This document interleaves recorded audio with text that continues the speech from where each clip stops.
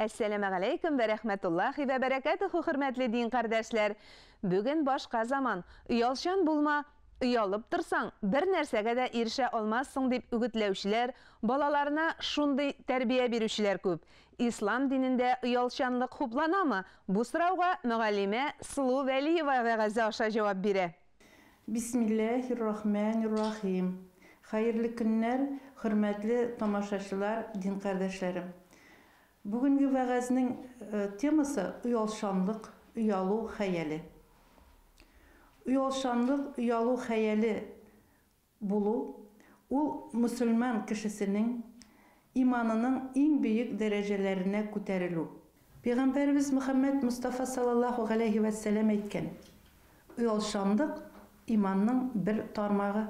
Кешедә уялу булмаса, уялчанлык булмаса, ул төрле бозык гамәл һәм төрле фәхиш гамәлләр кыла башлый. Хәдис бар. Теләгәнеңне эшлә, ләкин нәрсә генә эшләсәң дә, шуңа лаек җәзасын алачаксың. Ягъни белеп тор, сиңа моның җәзасы киләчәк. Ислам дине хатын-кызны югары дәрәҗәгә күтәреп хөрмәтләгән.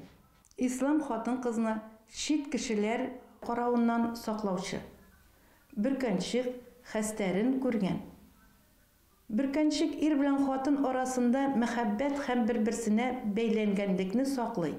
Иң беренче без Аллаһ Тәгаләдән уялырга тиешбез дип әйтәбез. Һәм ишеттек һәм буйсындык. Безнең килеп чыга, урамга чыкканда без кемнәрдердән уялып, яулык япмыйча чыгарга мөмкинбез.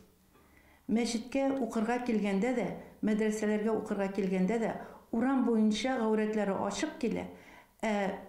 Мәдрәсәнең ишенә кергәч кенә дә яулык ябучылар шурый. Һәм инде мәдрәсәдән укып бетергәч, чыкканда тагы яулыкларын салу очраклары бик күп күзәтелә. Хатын кызга гауратларын каплап һәм яулык ябып куюы әле күз тиюдән дә саклый. Төрле мәкерле уйлы ирләр бар.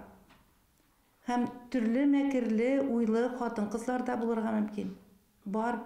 Пәйгамбәрбез саллаллаху алейхи ва сәллям әйткән: Аллаһтан күз тиюдән саклавын сорагыз. Чөнки күз тию хак. Кайбер вакытта шундый сүзләр ишетәсең: "Нишләп сез татарча япмыйсыз яулыкны?" дип. Анда язылганмы соң? Коръәндә бармы соң татарчасы, гарәпчәсе, төрекчәсе яки кайбер милләтнеке? Андый сүзләр юк. Иң мөһиме, синең гауратларың капланган булсын һәм синдә уялу хисе булсын. Менә минем әбиемнең, Ләйлә Мәскүри исемле әбиемнең фотосын күрсәтәсем килә. Менә аның фотосы 30-нчы елларда башында инде бу. Менә карагыз әле. Аның яулык ябуы берәр ничек аерылып торамы? Хәзер безнең япкан яулыклардан. Шулай ук маңгае капланган һәм яулык та ябып куелган. Бу гарәпчәдә түгел, төрекчәдә түгел, татарчада түгел. Иң мөһиме гауратны каплау. Ул укыткан мәдрәсәдә хатын-кызларны укыткан, дин белемен биргән. Урамга яулык ябып чыгарга уялмасак иде. Кемнән уялабыз? Безгә бар итеп, Аллаһ Тәгаләдән уялып, аның ризалыгын, рәхмәтен өмет итеп, гауратларыбызны каплап, сөенеп, шатланып, куанып, мәдрәсәләргә барып файдалы гыйлемнәр алып, һәм дә Аллаһ Тәгалә кушканнарын үтәп тыйганнардан тыелып, ислам динен куәтләүчеләрдән булып яшәргә насип итсә иде безгә Аллаһ Тәгалә. Әссәламу алейкум ва рахматуллахи ва бәрәкәтүһү.